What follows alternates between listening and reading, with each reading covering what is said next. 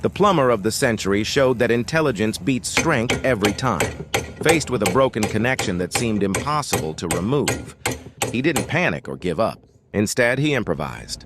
Using a simple piece of wood, he secured it firmly with 2 screws, then drilled a precise hole. With a wrench perfectly fitted into place, he applied controlled force and, in a brilliant move, removed the broken connection with ease. A simple, efficient, and truly genius solution.